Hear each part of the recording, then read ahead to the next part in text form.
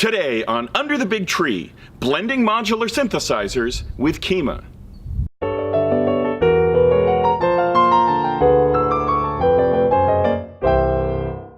Okay, so we're here with Ryan Page, who is going to show us his extremely impressive Eurorack collection, and more importantly, explain how it is that he uses it integrated in with Kyma. Hey, how's it going, Ryan? It's going very well. Wonderful. Can you show us what you have here? Yeah, absolutely. So I brought out my full system, and it's quite large. I've got some Serge stuff here, the wave multipliers, the smooth step generator, the resonant equalizer. I've got a bunch of Harvestman gear. I love the Harvestman stuff. I've got the Mach 1, most of the Mach 1 series, and then a Mach 2 piston Honda. I have all of the mannequin system here, which are primarily analog, although a few digital modules that are sort of really, they're quite Serge-like in that they're patch programmable but very inventive. And then I kind of have a smattering of other modules. This one is primarily make noise. I have some DIY mutable stuff. Yeah, and it's all being kind of integrated through the Kyma. I should say I have these DOP for CV to MIDI, which is kind of primarily how I'm communicating with the Kyma, although I am sending audio as control as well. Got it. Wow, okay. So before we talk about the Kyma, do you perform with this stuff without using any digital anything as well? Yes, yeah. I oftentimes what I'll do is I'll set up a case and have a piece sort of prepared for that, and sort of and that allows me to individually perform pieces and move from one space to another. I just sort of brought everything out and was sort of bringing everything to it because the idea I had for this piece was a bit more complex than what I might typically do. But yeah, I absolutely perform just with the modular cases. I used to perform with a group called Control Z. We did sort of scored music for modular. Wow. But yeah, and now I'm performing under the name Repairer of Reputations. And I'm doing my solo work with that now. Well, let's move over here to the Kyma then. Tell me what you do with the Kyma and how you integrate all of your Eurorack with that system. Yeah, absolutely. So as I mentioned, I have some of the information, the slower information that's not moving into the audio rate range is being sent in through the DOP for A192, and I'm just sending it through CC messages, and basically you can go in Kyma and let me see where I put this up. You can go to your configuring MIDI and showing your MIDI messages, and then you can just sort of find out where the information that you've mapped there is showing up, and then insert it. Yeah, I'm using CapiTalk, so it's just really straightforward. That was one of the things I thought was going to take a bit of work actually to start integrating, but it was absolutely immediate. It was very cool.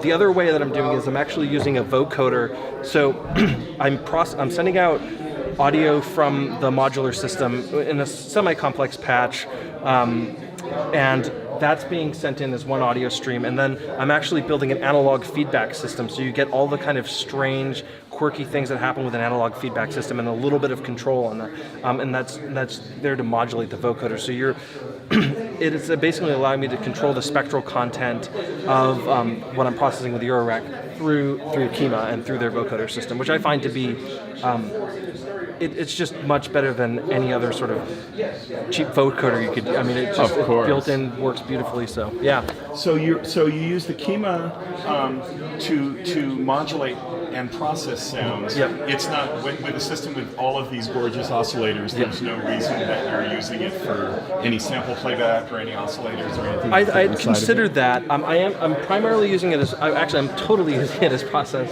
sounds. I mean, I was in an earlier iteration integrating it into the feedback loop, so using some of the digital processing in Kyma through this sort of analog feedback loop, because you could get because it could process at such high speeds without much of a delay at all that you could do interesting things with that. But I opted for the analog model on this. Well, that's wonderful. We're going to hear it shortly because, of course, I'm going to tape your performance and put that up as well. Excellent.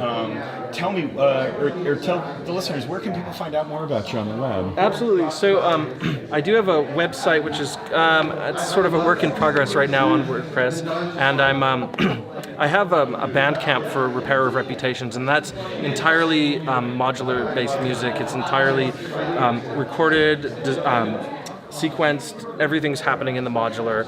I am multi-tracking some of it, but a lot of it I've built 8 outputs into my system so I can actually get sort of studio quality recordings and mix in that. So that's what I've been doing. I have an album called The Night Ocean that just came out. The Night Ocean. Yeah, and that's all modular tracks. So, and people can find it at repairofreputations.bandcamp.com. Repairofreputations.bandcamp.com. Thank you so much for your time, Ryan. Thank you so much. I really look forward to seeing your performance. I look forward to checking out your channel. Okay. Cheers. Bye. And we're back with our friend Thomas DeMusio, who has already been kind enough to go through his 200E in enormous detail for us. Hey Thomas, how's it going? Good, Nick. Good to see you, man. Good to see you too. Tell me how you integrate all of this stuff in with your Kyma system. Sure.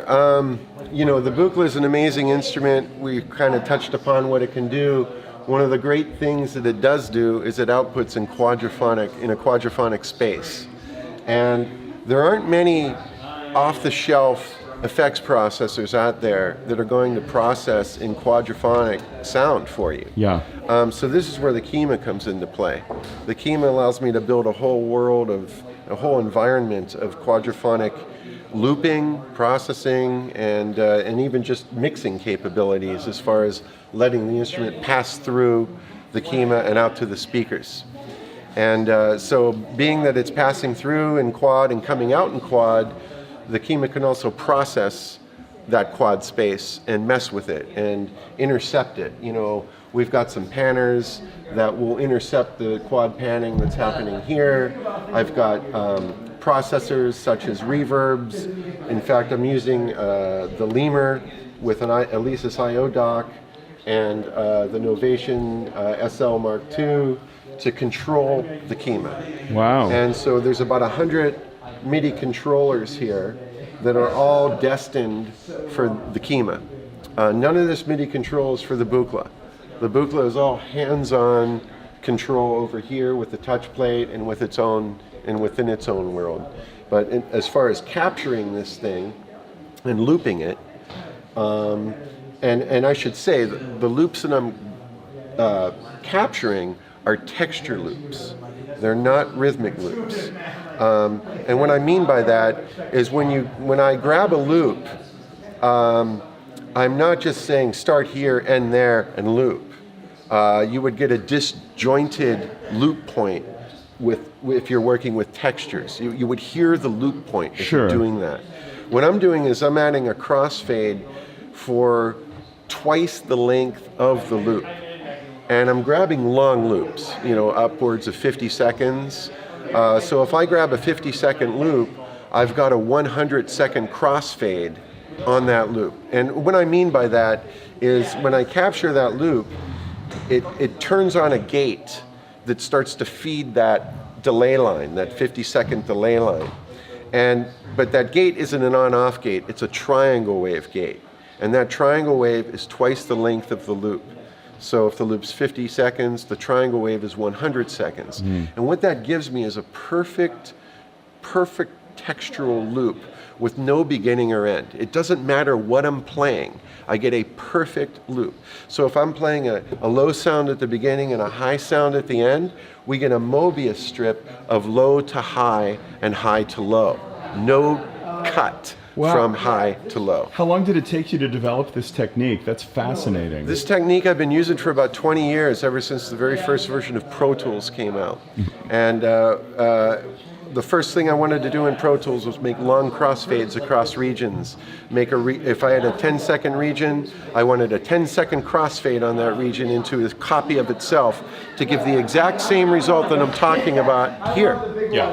And so I've been working with that technique for a long time, but I've been refining it through the years, and only recently have I developed this triangle wave thing to feed a static delay line that's just waiting for input. And the difference, of course, with Kyma is Pro Tools is not something that you can use real time in a performance situation. I would never use Pro Tools in real time. I have a radio show tonight, and I was going to play it from Pro Tools, and it would be suicidal to do that because you know it will crash at some point. And I'm sorry to say that, but that's just the reality of Pro Tools. Yeah. So yeah, I like crash-proof systems, and the Kyma, for the most part, if you get your patch working and running, it doesn't crash as long as you don't push it too hard and run out of horsepower or real time. So that's the challenge. You can't push it too far. I always want to push it more, but I have to back off a little bit. Well, I see room in your case for another Pacorama, so maybe that's the... Well, the Pacorama gets so hot that you have to leave room for it. Yeah, otherwise it might just melt. But this system, if I just encapsulate it real quickly. Sure, please. If we look at these faders here. Yeah. Faders 1, 2, 3, 4 are these textural loops that I'm talking about. Okay. So I can simply capture a textural loop by hitting one button, and I'm done. I just have to keep playing, and I know that at some point this fader will be populated with that textural loop, and I'll be able to mix it up and mix it down. These additional faders here are processors. So this is Effects 1, which is a quadraphonic processor, reverbs, delays, ring modulators. This is Effects 2, granular reverbs, ring mods, distortion. And this is Effects 3, which is I call wet of the wet, where I can intercept Effects 1, Effects 2, and all the loops and the input, and apply force panners onto it. Wow. So I can take all my pans away. All these loops are encoding the pans coming out of the buchla, but I can negate those pans or intercept those pans via the Kyma and change them and start morphing between other pans. Wow. It's very powerful. And I can start mixing up the effects that are feeding that pan underneath, because everything is pre-fader, and you can do wet of the wet, or expose the dry. It's very powerful. You don't have to expose the original sound source.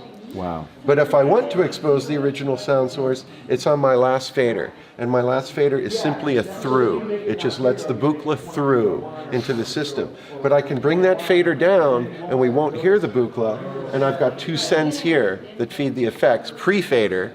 So that's how we can do the effects processing without hearing the original source. How long has it taken you to develop this technique and using all of these disparate pieces together harmoniously? It's been a lifelong endeavor, because you're always honing what you do. Right. But the funny thing about the Kyma, when I first got into it, I started programming the Kyma in a very flat space. I wasn't taking advantage of a lot of the Kyma's features. I was just throwing everything into one big window and trying to build my environment there. Yeah. And that took weeks to develop. Sure. And if you wanted to make any changes, it was very hard to go back and tweak it because it was too complicated. Right. You'd mess the patch up, you'd break it, it wouldn't work, something would happen. You'd run out of horsepower. But now that I'm getting into some of the new Kyma functionality, such as the multi-grid, I can build this world from scratch in 5 minutes. By building smaller modules, yes, testing them separately, and that's then right. bringing them up That's into the right. Building multi-grid. small modules. So I'm almost developing plugins now, and I'm dragging them into a multi-grid. So I can build this world sans MIDI control. 100 MIDI controllers is a lot of programming. That's a lot to keep track of. Sure. But I can build this whole architecture in 5 minutes, which is beautiful. It's incredible.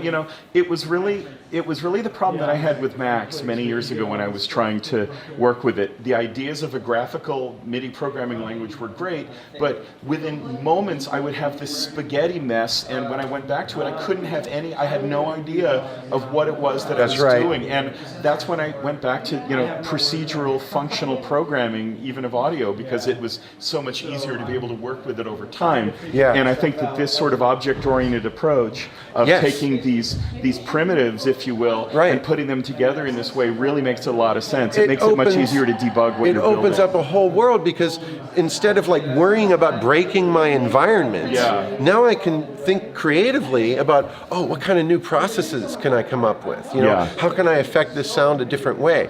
And so you're working in a very micro world as opposed to this macro world. Yeah. And it's just beautiful how it all integrates. And one of the really nice things, one of the really nice things about the Kyma, the VCS, the fader pots that they have there, is that you can just right click on something. That's and right, and learn it. and then That's whatever fader, whatever knob you want to attach, you don't have to worry about which CC it is or That's any right. of that. It just happens. That's how I programmed this, and that's how I mapped all the MIDI control through learning. Yeah. Just moving the fader. It's tedious, but you get what you want relatively easily, but you have to do it 100 plus times Yeah. if you want a complicated hands-on environment where you don't have to touch the Right. laptop. Absolutely, and that's clearly what we want to do. That's along right. those lines. It's wonderful. Well, we're going to be videotaping your performance, and so Fantastic. We'll be able to see it as we'll be able to see all this in action. Thomas DeMusio, do you have anything else to say about your rig before we wrap it up at this point? I just want to, thank Kurt and Carla and the entire Kyma community, because this is an environment that blows my mind. Yeah. I'm not a programmer. I'm not a coder. I don't want to be. I can't be. I've tried. Yeah. I'd rather play a guitar, and I'm not a guitarist. So, to be able to facilitate a world like this, for me, Yeah. is incredible. So, just a shout out to those folks. Thomas DeMusio, where can people find your music online? You can find it at thomasdimuzio.com, ThomasDimuzio.com, and there's a bunch of music up there for free. You can download it. Too much information about all my releases and stuff. I'm sorry, but if you want to, you can go check it out. I'll read it all when I have time. No, you won't. And then there's also Gench.com, Gench.com, which is where there's more of my audio engineering. I do a lot of mastering work, and all that information's up there. And it's also kind of my faux label where I release a few things, Gench.com. Wonderful. Check it out. I will. Hey, thank you so much for your time. You got it, Nick. All right, Thank always a you. pleasure, my man. Indeed. So that's it for this episode of Under the Big Tree. Please join the conversation by adding your thoughts in the comments section below. As always, if you like what we're doing here on Under the Big Tree, please feel free to like, share, and subscribe. For now, from the Kyma International Sound Symposium, this is Nick, signing off.